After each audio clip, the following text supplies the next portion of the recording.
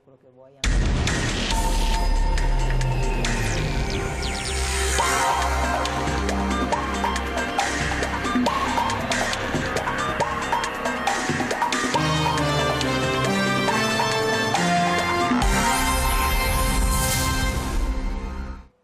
Una buona giornata, ben ritrovati dalla redazione di 7 in punto. Questa mattina, grazie al nostro ospite, ci occupiamo di epilessia. Il titolo che abbiamo scelto un po' per riassumere è Epilessia, cannabis e cani guida. Poi cercheremo anche di parlare un po' di tutti questi aspetti, e lo facciamo grazie a Stefano Bellon, presidente dell'AICE, benvenuto, che è l'Associazione Italiana contro l'Epilessia, naturalmente anche medico chirurgo, poi impegnato insomma su vari fronti. Noi l'abbiamo intervistato diverse volte naturalmente. In questo caso ci concentriamo sull'epilessia anzitutto perché ci sarà una 2 giorni, mi pare, no? Importante adesso, e poi perché se ne parla tutto sommato ancora poco. Se ne parla ancora poco, e comunque buongiorno a tutti i telespettatori. Se ne parla ancora poco perché è una malattia con un'alta discriminazione. Chi soffre di epilessia soffre più per la discriminazione che per la malattia. Questo ormai è un assodato, tra virgolette, scientifico che spesso e volentieri gira nelle presentazioni delle relazioni internazionali. È una malattia conosciuta da tantissimi anni, ancora gli assiro-babilonesi sapevano identificare le persone, i cittadini affetti da epilessia, e già allora a queste persone veniva impedito l'accesso ai templi. Di fatto, però gli assiro-babilonesi, insomma, adesso che siamo nel 2019... Di fatto comunque le attività discriminatorie nei confronti di queste persone tuttora sono presenti all'ordine del giorno, ai vari livelli di età in cui la malattia si manifesta. Teniamo in considerazione che è prevalente nell'età scolastica, per poi avere un abbassamento di prevalenza nell'età adulta. L'età scolastica si intende? Fino all'età dell'obbligo, Okay. fino alla scuola dell'obbligo. Poi c'è un abbassamento della frequenza nell'età adulta fino ai 65-70 anni. Poi con l'aumento dell'aspettanza media di vita c'è una nuova esplosione delle persone anziane affette da epilessia. Che si lega ad altre patologie? Che si lega soprattutto a una malattie degenerative del cervello o a forme di demenza. Purtroppo bisogna registrare, e l'abbiamo registrato noi come associazione nel corso di questi anni e anche in questi giorni di attività di promozione appunto del convegno che si svolgerà venerdì e sabato, che qualcuno scrive e dice: al lavoro non posso dire di essere malata di epilessia, devo stare zitta, non posso assolutamente menzionare questa patologia perché rischio di essere licenziato. Tuttora le persone affette di epilessia sono circondate e pervase da questo tipo di attività, diciamo, denigratoria e anche pregiudizievole nei loro confronti. Quindi diciamo che sono doppiamente danneggiati, mi viene da dire, perché oltre ad avere la patologia, la malattia, non hanno la libertà di dirlo, che quella comunque diventa anche a livello poi psicologico, no? Un carico, quando accetti tu la malattia e puoi dirlo... Un carico psicologico decisamente importante. Di fatto una delle attività dell'associazione è proprio quella di avere uno sportello psicologico 2 pomeriggi al mese, che si rivolge appunto non solo ed esclusivamente a persone affette da epilessia, ma anche ai loro caregivers, in maniera tale da dare un sostegno psicologico per aiutare la persona affetta da epilessia o i genitori a superare appunto le disavventure di questa malattia. Perché poi abbiamo detto, no, che abbiamo parlato della fascia insomma scolastica, quindi si parla anche di bambini.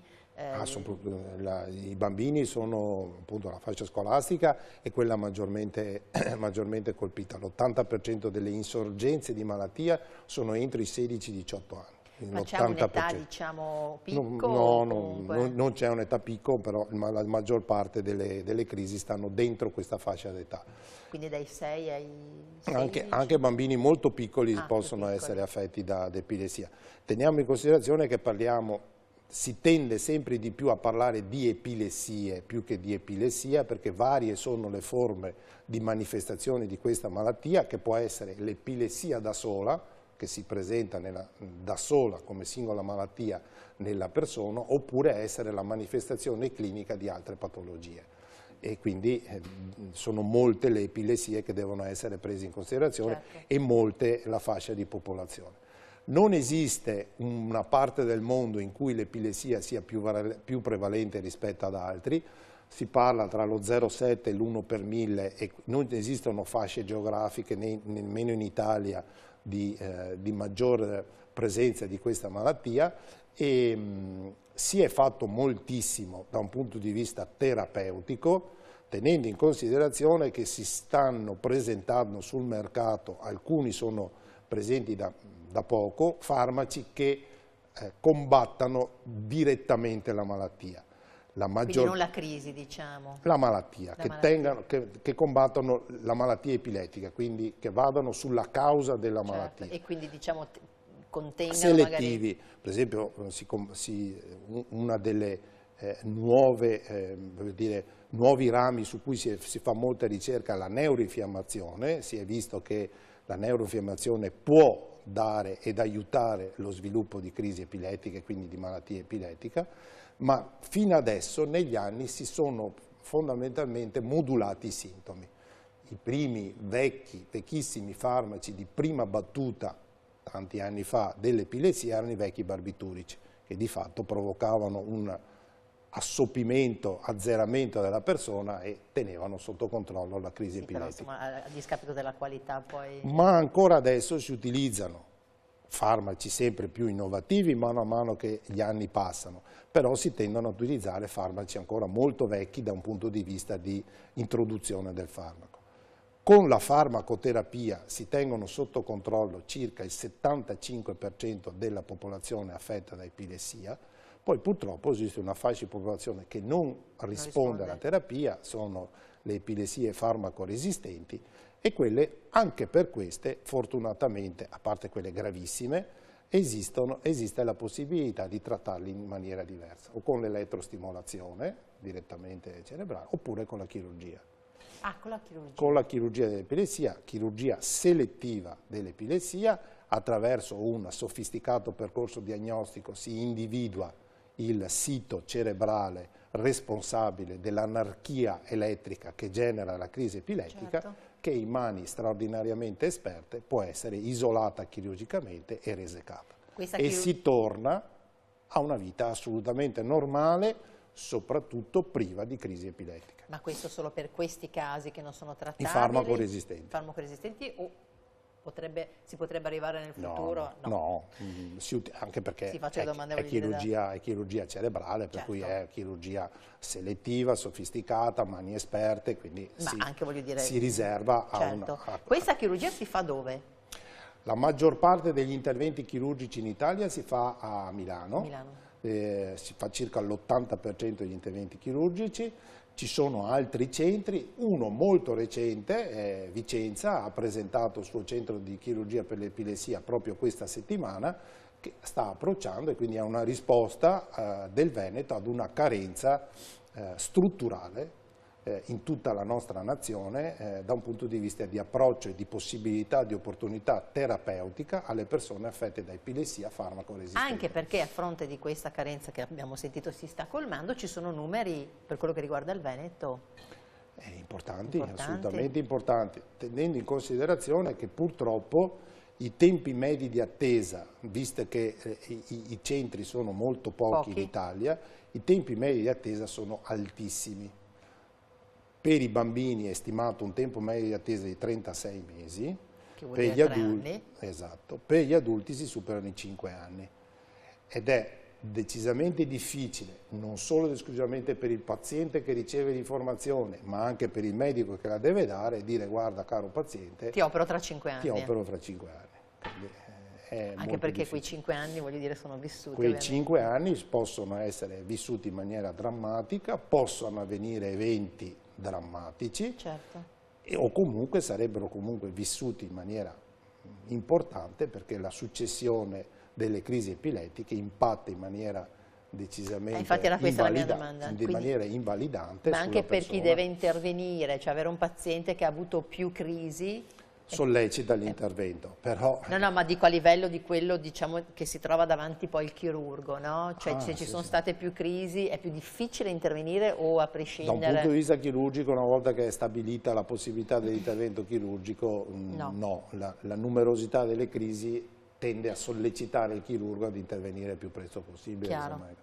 Fortunatamente, ripeto, anche il Veneto, non solo il Veneto, il nord-est, con questa apertura del centro di chirurgia per l'epilessia a Vicenza, se non altro manifesta una possibilità e offre un'opportunità terapeutica. E anche insomma una scuola che inizia, no? Una scuola che inizia, perché altrimenti le migrazioni sono tutte verso Milano, che ovviamente deve rispondere ai suoi e a tutti quelli che arrivano da tutta Italia. Che arrivano da fuori. Allora, a proposito di questo convegno, no? Perché l'abbiamo anche citato nel titolo, perché abbiamo parlato tra l'altro di terapie farmacologiche, cannabis e cani guida, come li inquadriamo? Beh, sono due novità che si sono presentate sul panorama da un punto di vista terapeutico assistenziale delle persone affette da epilessia. La cannabis si utilizza in questo momento in alcuni studi scientifici per alcune forme di epilessia, in particolare per la sindrome di Dravet, che è una malattia complessa che ha le sue manifestazioni cliniche più eclatanti nell'epilessia. Ormai è abbastanza diffusa in più centri e si è vista una marcata risoluzione delle crisi epilettiche. Bisogna tenere in considerazione che la risoluzione, la riduzione in maniera significativa del numero di crisi epilettiche impatta in maniera importantissima sulla qualità di vita della persona affetta da epilessia. Ma anche perché si parla in casi gravi di quante crisi mediamente, ovviamente facciamo... 5-10 al giorno. 5-10 al giorno. In casi gravi, sì. Quindi una vita, diciamo, segnata da questo, cioè con un'autonomia... Quelle poi che possono sfociare in quelle che viene definito lo stato epilettico, che può dare anche esiti fatali. Quindi se non è opportunamente trattato e tempestivamente trattato. Senza pensare poi alla famiglia, no? Che deve gestire... La famiglia diventano, poi con questo tipo di pazienti, di persone, bambini o adulti, diventano i migliori medici di questi, perché sanno innanzitutto cogliere i sintomi premonitori della crisi epilettica, sanno attrezzarsi per curarla, per risolverla, e quindi anche quando allertare eventualmente i servizi di emergenza. Però magari devono rinunciare al lavoro, alla vita sociale? Assolutamente sì. Allora, il 27% delle persone affette da epilessia ha un impatto negativo sul lavoro. Quindi il 27% non è un numero, non è un numero banale. D'altra parte, si è visto, ormai è scienza, che alcuni cani, in particolare le razze di Labrador, che negli ultimi anni hanno sostituito quasi completamente i famosi classici pastori tedeschi come cani di servizio, opportunamente addestrati, opportunamente e straordinariamente affiatati con il loro padrone, sono quindi con un percorso anche... In un percorso formativo del cane e un percorso affettivo del cane nei confronti del padrone, spesso e volentieri nei confronti di bambini, ma anche per adulti, sono in grado di allertare, quindi di ovviamente manifestare una situazione attraverso abbaiando o comunque attirando l'attenzione degli altri adulti dell'imminenza di una crisi epilettica. E questo è scientificamente dimostrato, ci sono lavori, tant'è che le società scientifiche si sono attrezzate con un percorso scientifico che si chiama EpiDog, uno studio multicentrico, quindi che coinvolge più centri dedicati all'epilessia e che metta poi insieme tutte queste esperienze per vedere cosa fa. In alcune università degli Stati Uniti nei campus la presenza degli animali, i classici pet, non è ammessa, nel senso per motivi di igiene, per motivi di gestione. Negli Stati Uniti avrei detto... Non puoi portarti il tuo gatto, il tuo cane, il tuo canarino nel campus, non lo puoi portare. Se però il tuo cane è un service dog, e quindi è un cane di servizio, e alcune università consentono di portare questo cane in servizio in cui ci sia la certificazione per il disturbo ossessivo compulsivo, cioè il cane costituisce una terapia nel caso di una crisi d'ansia, una crisi ossessiva. Anche i cani guida pensano per i non vedenti. I cani guida, quello scontato, certo. o per una imminenza di crisi epilettica. Quindi avremo la possibilità di ascoltare una ricercatrice di Bologna venerdì. Diciamo dove, perché abbiamo parlato di questo convegno. Venerdì all'Orto Botanico, venerdì pomeriggio dalle 2:30, 2:15 fino alle 6 è il pomeriggio dedicato a pazienti, caregiver e anche ovviamente alla classe medica, e direi che la relazione che maggiormente cattura l'attenzione è proprio quella dedicata al ruolo dei cani. Ci saranno anche i cani? No. Molto, può darsi che qualche cane riusciamo a portarlo, non so se si possano portare all'Orto Botanico, bisogna vederlo, e poi il sabato tutto il giorno invece è dedicata ai professionisti e anche ovviamente ai pazienti e ai loro caregiver, e con relatori non solo di calibro nazionale ma anche internazionale.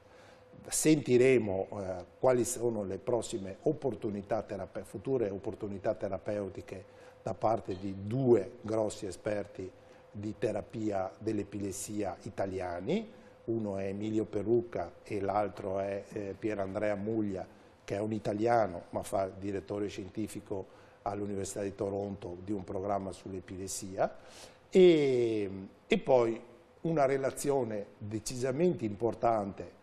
Prima, finché aspettavamo di andare in onda, si parlava di genere, di un aspetto particolare della donna malata di epilessia, qual è la gravidanza.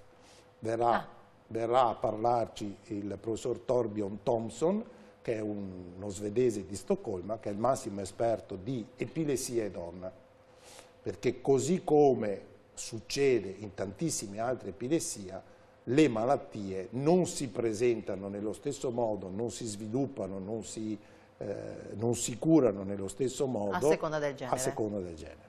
L'epilessia in particolare ha un momento criticissimo che è quello della gravidanza. Anche perché poi c'è anche la responsabilità.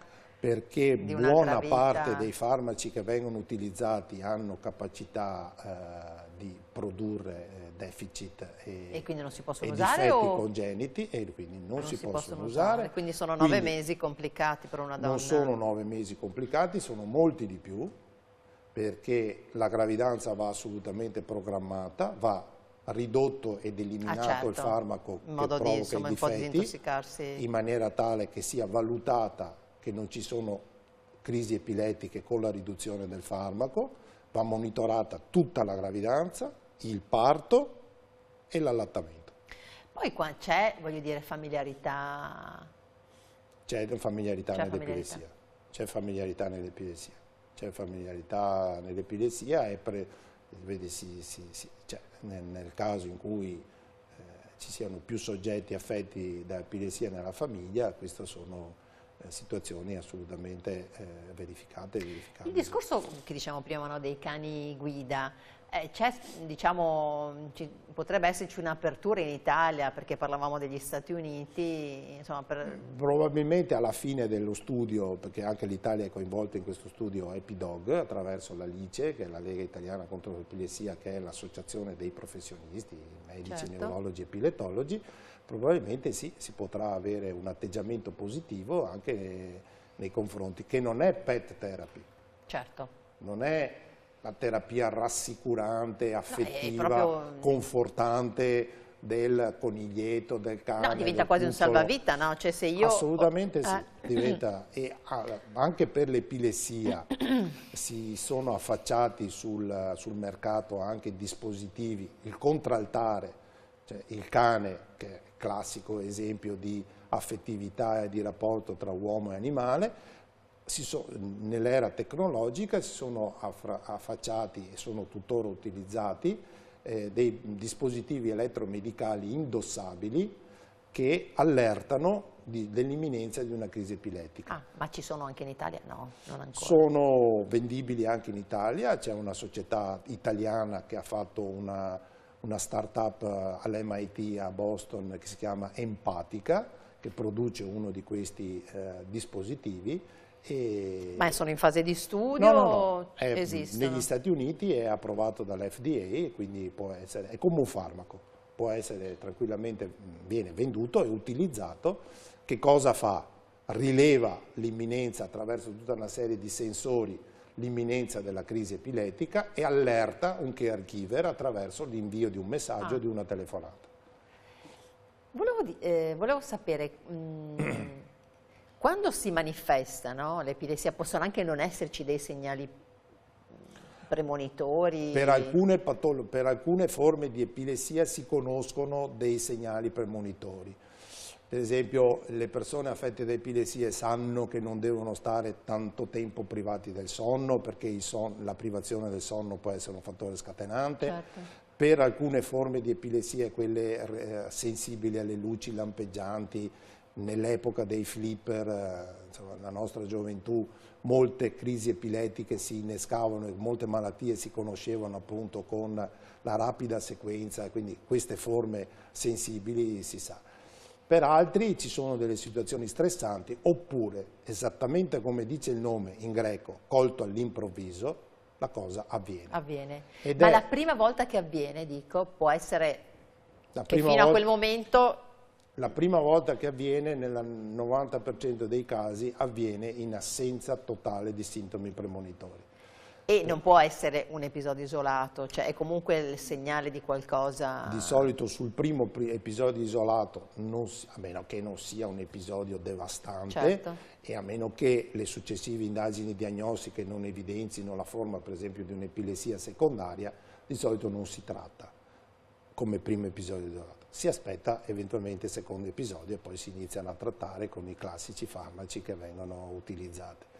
Purtroppo la crisi epilettica, appunto come dice il nome, parte da una situazione di improvvisità assolutamente non prevedibile, cioè colto all'improvviso è la traduzione letteraria della parola greca, e questo genera, insieme ad altri aspetti, le forme di pregiudizio che ci sono nei confronti delle persone affette da epilessia.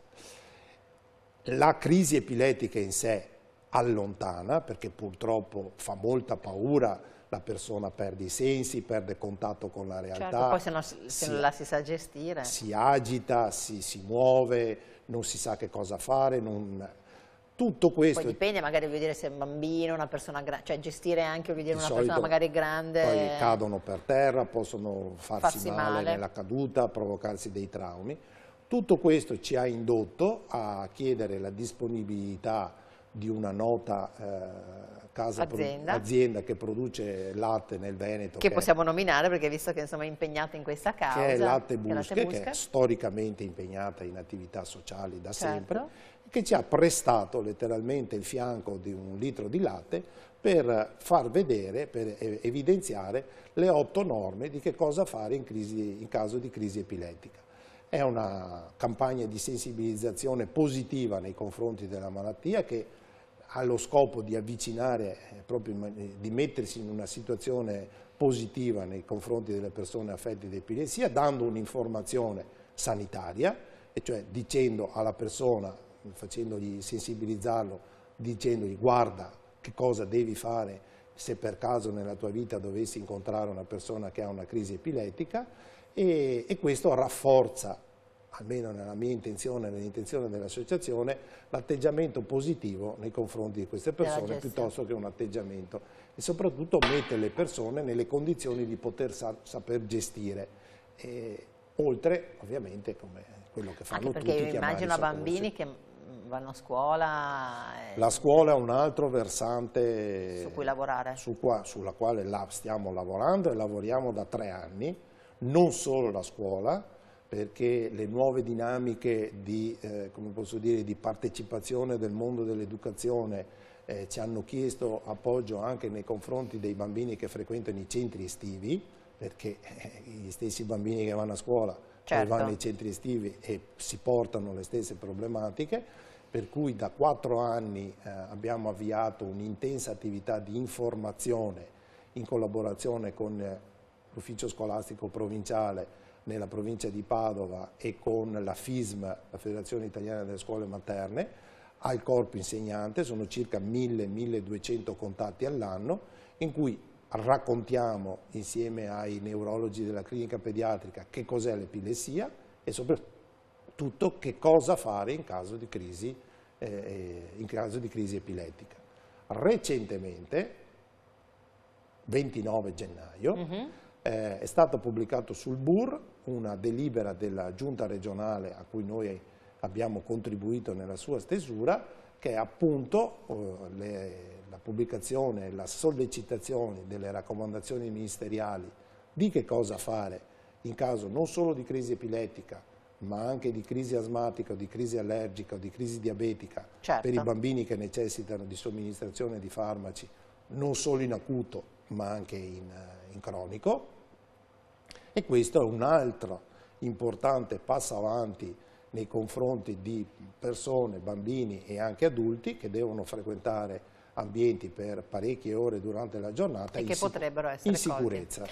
Beh, non possiamo dire tutte e 10 perché siamo quasi in chiusura, ma le primissime cose da fare. La primissima cosa da fare, la cosa assolutamente importante da non fare, certo, che tutti fanno, è tentare di mettere 2 dita in bocca e tirare fuori la lingua. Ecco, allora non facciamo. Non è mai morto nessuno, non si soffoca nessuno, la lingua non soffoca assolutamente la persona, quindi la prima cosa da fare è di non mettere nulla in bocca e di non tirare fuori la lingua. Ovviamente chiamare i soccorsi, perché se non si chiamare i soccorsi, certo, se non si sa assolutamente chiamare immediatamente, allertare i soccorsi, mettere la persona in una posizione sicura, quindi sdraiarla per terra su un fianco, okay, allontanare tutti gli oggetti che con le scosse possono provocare traumi, togliere gli occhiali se ce li ha, guardare se possibile, se uno ce la fa, se ha l'accortezza, la prontezza, quanto dura la crisi, stare vicino alla persona. In modo da dare indicazione poi ai sanitari. Ai sanitari, perché per il sanitario è molto importante sapere quanto tempo è durata la crisi. Cosa dite voi alle famiglie?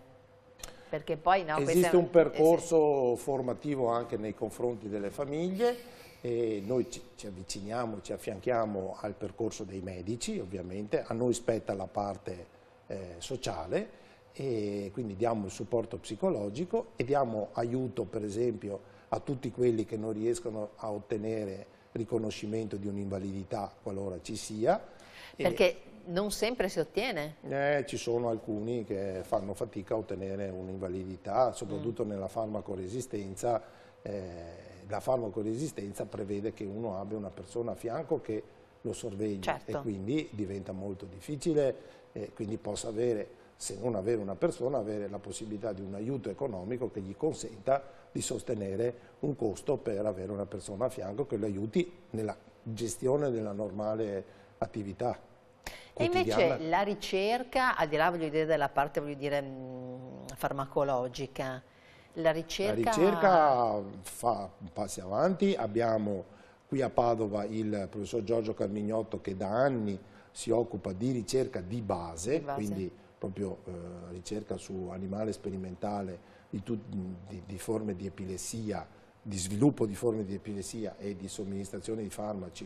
Ma ci sono animali che soffrono di epilessia o no? Questo è per lo studio? No, mi era una domanda. Modelli, no. Modelli, certo. I cani storicamente soffrono di epilessia, assolutamente. Per questo forse hanno sviluppato questa empatia. Esatto, questa sensibilità diversa, e la ricerca comunque fa passi avanti.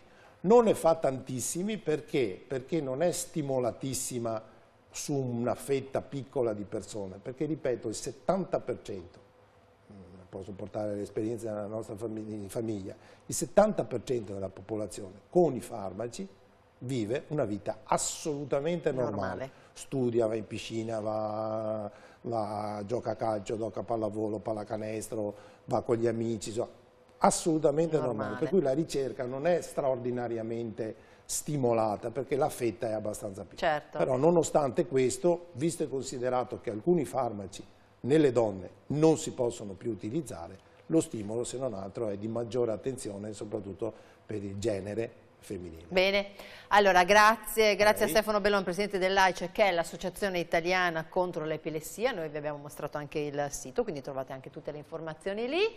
Vi ricordo a questo punto il convegno l'8 e il 9 febbraio all'Orto Botanico. E buon lavoro, naturalmente noi poi ci risentiamo per gli aggiornamenti. Grazie a voi per averci seguito, poi noi torniamo naturalmente con gli appuntamenti dedicati all'informazione, alla cronaca sostanzialmente. Rimanete, se potete, su 7 Gol da più tardi.